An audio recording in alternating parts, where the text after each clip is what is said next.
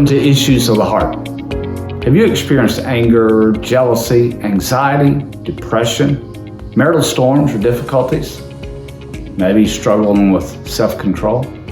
Well, you're not alone, and we're here to help. We deal with these issues and more on Issues of the Heart. It's a weekly broadcast hosted by JL Wright and a variety of guests, where we examine biblical remedies to those issues of the heart. Stay tuned for this week's episode.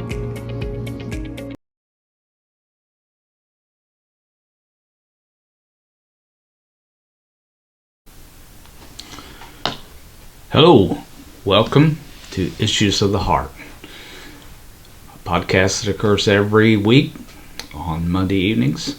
And I want you to know that we welcome any of your thoughts, ideas, suggestions as we go along. Right now we're going through anchors and stormy relationships, and we've covered 6 anchors so far. We've covered the anchor of thoughtful communication. It's wonderful, when we think before we speak, and we try our best to say the right things when we're dealing with our mate or anybody else. We've talked about sincere communication, that respectful communication. We talked about controlled responses. Satan's always trying to get us to respond. And so we need to throw out that anchor of controlled responses. And you remember what these anchors are. Everybody who is married is going to go through some stormy activity. I guarantee you that. Some cases it's very minor. Some cases it's a little more major. And for some, it's almost catastrophic. We've said it before. Either you have gone through a storm, you are going through a storm, or you're about to go through a storm. So what we're trying to do is give you 20 anchors that you can throw out to stop. These anchors help stabilize the vessel so that the right corrections can be made in the marriage. The worst thing you do in a marital struggle is just to keep sailing without being aware of the dangers that are ahead. So throw out the anchors. And we talked about those 3 communication anchors: thoughtful, respectful. We talked about sincere communication. And then we talked about the anchor of a controlled response. Instead of reacting, and how many of us, I'm gonna go out on a limb here and say that probably 75% of all of our marital and relationship problems occur because we react to something. Sometimes we react to something that we heard and it was exactly as we heard it. Sometimes we react to what we thought we heard. Sometimes we react to what someone else heard. Either way, we have to throw out that anchor of a controlled response. Don't take action. Never make a decision in the heat and the battle of the storm. Just be still. Throw out an anchor and be still. So throw out that anchor of a controlled response. Throw out that anchor of confidentiality. The worst thing, and you see this a lot, the worst thing that can happen when you and your husband or you and your wife are having trouble, and it's easy to do. We get desperate. We want to talk to somebody. We want to air our grievances. And unfortunately, usually, we're looking for affirmation. We're looking for someone that will agree with us. So we say, this is what my wife did, and this is how I'm dealing with it, hoping that the person we're telling will agree. And ladies do the same thing. So what we need to understand in those times of storm, the anchor of confidentiality is critical. There's going to be some people you have to talk to. If you have to get counsel, you're going to want to share what you're experiencing with your counselor, with your pastor. And your pastor, by the way, should be the first person you share it with. But I'm going to say your pastor, your counselor, and those two need to be the first. If your counselor, your pastor, suggests that you share it with another family member, then you certainly should follow that counsel. But you need to throw out that anchor of confidentiality, right? So that your spouse, your mate, knows that you hadn't spread this throughout the whole city. They have to feel the freedom to come back home. And I'm going to tell you that there are a lot of people who would come back home, who plan to come back home, who purpose to come back home, but get further and further away from that decision to come home, because now they know that everybody they know is aware. Let me ask you a question. How do you feel when you're dealing with a family issue and maybe there's an issue you're not even aware of, and you find out there's an issue with your own family from somebody else outside of your family? How do you feel? So can you imagine how the husband feels in those cases, or how the wife feels in those cases? So it shouldn't go outside of the two of you, your pastor and your counselor, so that communication be made. We throw out that anchor. We throw it out. I'll even say this. I think churches make the same problem. You got people in the church who get upset about something, who get bothered about something offends them, and instead of going to their pastor or another authority in the church that could help them, they talk to everybody else they know first. They eventually go to the pastor, and they eventually go to a counselor. But prior to that, they just wounded the opportunity a whole lot of other people had to come to the church, because now they have a bad taste in their mouth left by this person who couldn't wash their mouth and shared something when they should have kept it confidential. Then there's the anchor of surrender. Remember, we said you ought to determine that I will give up something I want for the sake of those over me and for the sake of those under me.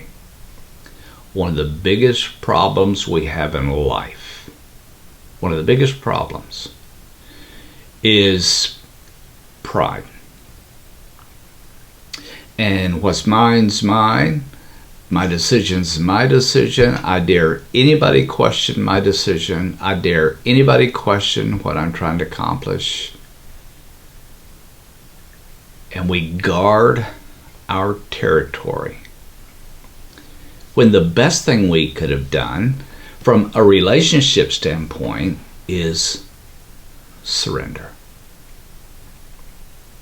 Now, if you're standing your ground because of something you strongly believe in that matters, stand your ground.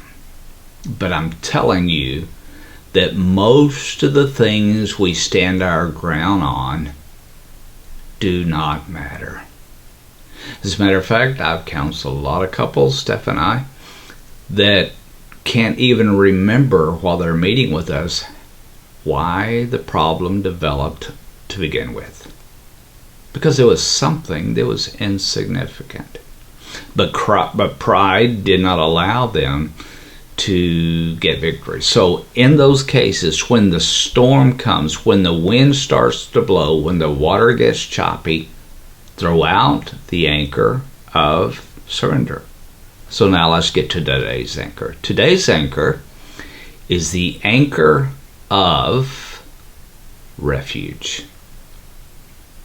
The anchor of refuge. Every couple needs a place to retreat where the focus is only on themselves. A place of retreat. I believe this. I believe that couples ought to have date nights. I mean, I don't care. You can have one once a week. You can have one once a month. But there needs to be those date nights where it's just the two of you, where you can talk and you can share. Steph and I, we have that time every single day in our marriage. We both get up in the morning. We both like to get up really early. We spend our time in study and preparation for the day. And then we'll both get a cup of coffee. In the winter, we'll sit by the fire. In the summer, we'll sit outside. And we'll spend the next hour and a half just talking. Just the two of us. And we do it every day.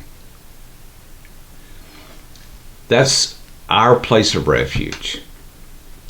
Now, it's easier for us. Our kids are all grown. They're all away from home, so there's no one here but us except for my wife's dog, or our dog.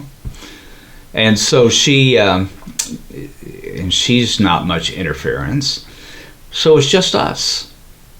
So we can have that place of refuge almost all the time. My job allows me to work from home. I do travel a lot and I'm on the road a lot, but when I'm not on the road, I'm at home, I'm in my office at home, so we have that time. A lot of couples don't have that convenience. You're dealing with people on the job on a daily basis. You're dealing with other family members on a daily basis. Things happen all the time. Frustrations at work, frustrations within the family, frustrations in other places. And there needs to be that time where you go to that place of refuge where it's just the two of you. Here, earlier this year, my wife and I, this summer, Steph and I had the opportunity, we had our 25th anniversary. And so we took an opportunity to go to South Padre, and we spent a week together. The first time in years that she and I have taken a whole week and did nothing. I turned my work phone off. We shut everything down. We went to South Padre. We got a condo right on the ocean. We could look at the ocean outside of the back door. And for a week, it was just us. And when we finished the week, we didn't want to come home. It was great just being the two of us. And we talked about everything you could imagine.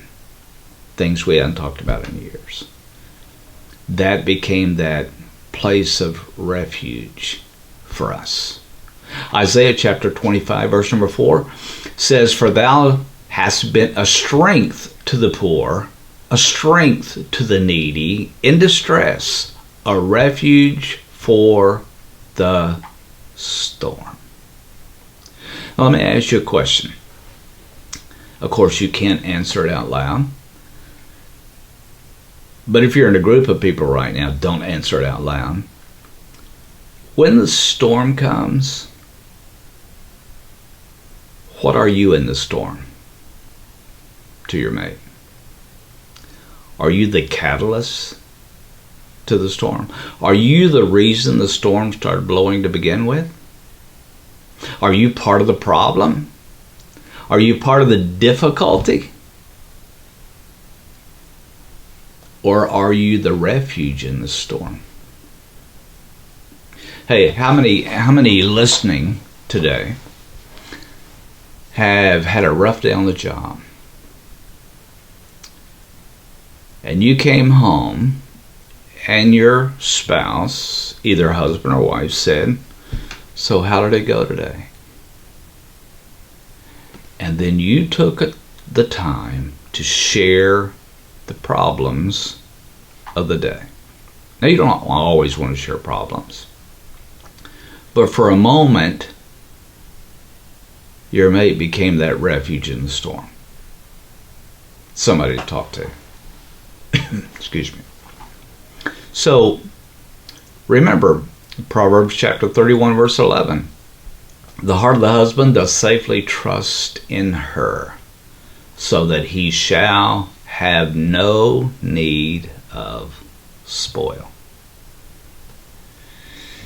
Time together alone is needed for the stability of a relationship. I can tell you right now, my wife knows as much about me as I know about myself. I know as much about my wife as she knows about herself, because in the last several years we've worked on being the refuge for our mate in the middle of the storm. I'll be honest with you, sometimes I come home, sometimes after a long trip, sometimes from battles on the job. Sometimes I go home and I don't even want to share it because I don't want to bog her down with all the problems I had to deal with. But she keeps prodding. How did the day go? What happened? Or you're not smiling as much as you do when you usually come home. You don't sound the way you usually do. What happened? How did it go today? And she keeps prodding until she gets out of me, because she wants to be my refuge in the storm. So time together alone is needed for the stability of any relationship.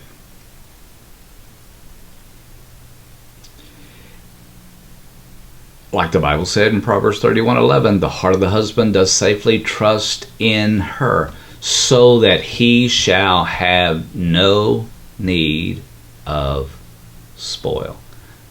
Hey, you know what? I don't need anybody else to go to, because I have God and I have her, my refuge in the storm. So time alone is needed for the stability in any relationship. Time together alone is needed for refreshment. Where the burdens of the job and the burdens of all the other battles you're fighting are removed temporarily, and you and your mate can be refreshed with each other in that retreat, in that special place. Be an encourager to your mate. Hey, think about it.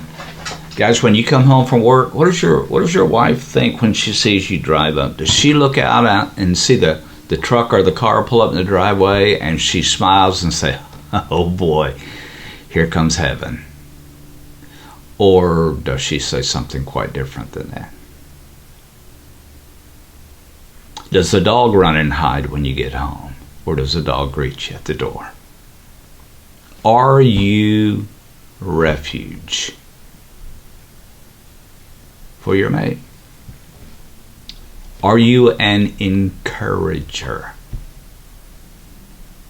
It used to be when I was conducting a meeting somewhere that on the way home I'd say to my wife, Stephanie, I'd say, "So how do you think that went?" Well, what I was doing, you guys know what I was fishing for a compliment. How do you think that went? How do you think that did? Or I may even say something like, "Well, you know what, I I don't think I did so good tonight. What do you think? And you know, being my refuge, being my retreat in the storm, she'd always say, oh no, honey, that was good. Now, she didn't always say, boy, that was the best you ever preached, but boy, she always said, well, no, that was good, that was fine. I think everybody got it. I think everybody was responsive. Well, we were having that conversation one time, and our youngest son was in the back seat of the car. And of course, kids, you know, they're not real good at keeping their thoughts to themselves.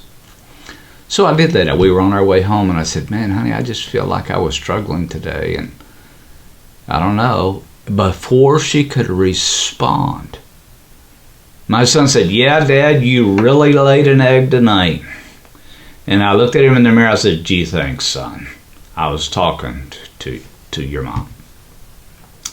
So anyway, that stormy activity confronts all of us. And we go through battles, and we go through difficulties, and we go through situations, and we're not sure that we even make the right decisions. We know we have God to call on. Sometimes you need someone with skin on them, right? You know God's going to bless. You know He's going to have His will. But wouldn't it be wonderful to have a spouse that is a refuge in the storm?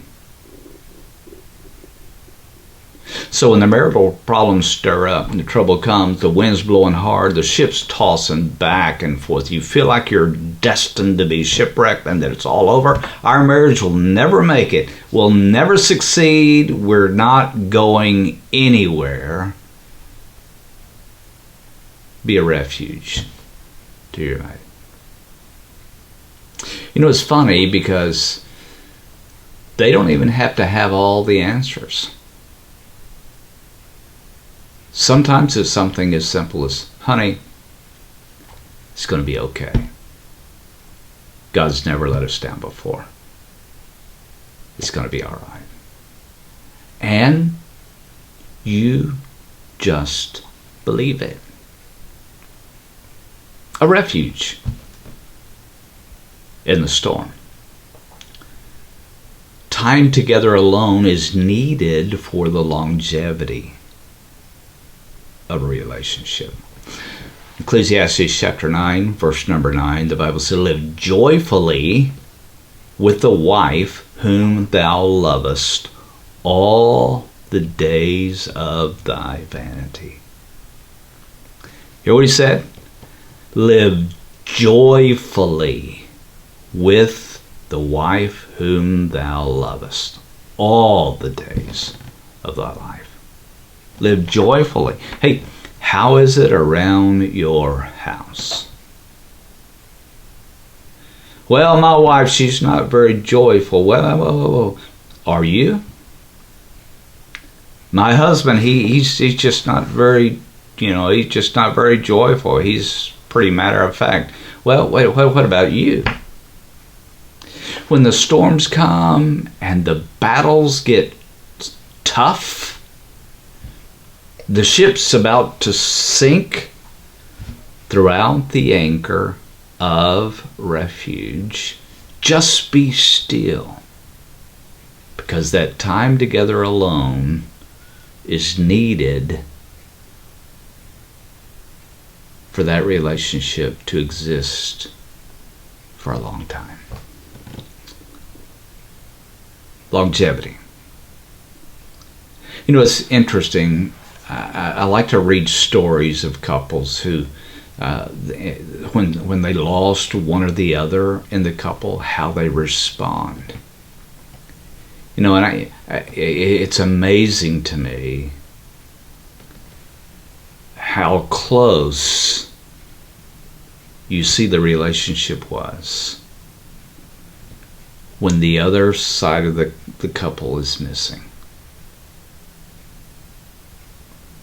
One day when I'm gone, I hope my wife misses me. I don't want her to mourn forever for me, but I'd like for her at least to miss me, right? Wouldn't it be wonderful if she did because I was a refuge in the middle of her storm, and she was a refuge in my storm. So when the storm comes, the wind blows, you don't know how it's going to turn out. You can't go forward. You can't go backward. You can't go to the left. You can't go to the right. Throw out the anchor of refuge. Just be still and be refuge for your mate. Refuge. If my wife's having a rough day, I'd want her to be grateful when I come home, because she knows I'll be that refuge. If your husband had a rough day on the job, you can hear it in his voice. Want to be that refuge. So what are you going to do? Are you going to make your relationship meet your criteria so that it all becomes about your mate meeting your needs? Or are you going to be their refuge in the middle of the storm? I promise you, if you work at and this might be one of those anchors that would solve half of our problems. I mean, it's really hard to get angry with your refuge. So, if you're battling today, you're struggling. If you know your wife is struggling, if you know your husband's struggling, don't be inconsiderate. Don't be unsympathetic. Be a refuge in the storm. Today, thank you for listening. And again, if you have any questions, any ideas, any thoughts, be sure and let us know. Contact us on info@recoveryministries.net, or you can put something on the footnotes of the YouTube site where this will be, where you'll view this, or you can go to the podcast site and it gives you a place to leave notes there. If you have any recommendations, let us know. I don't care what they are. Jay, you should smile more. You should frown more. You should be louder. You should be softer. You should tell more stories. Whatever you recommend, we certainly take into consideration. We just want to be a help to you. So remember that. Anchors in stormy relationships, we got so much to go in the future. We're going to talk about anchor. We're going to take a few weeks and talk about anger. Critical. We're going to talk about unforgiveness. Unforgiveness, I believe, is the catalyst to most of the problems that we battle. We're going to talk about a lot. We're going to talk about restoration. We're going to talk about all kind of things, so please don't miss anything. I'm going to have guests on with me that cover those subjects well. So please, we'll see you again next Monday. Have a wonderful week. God bless you.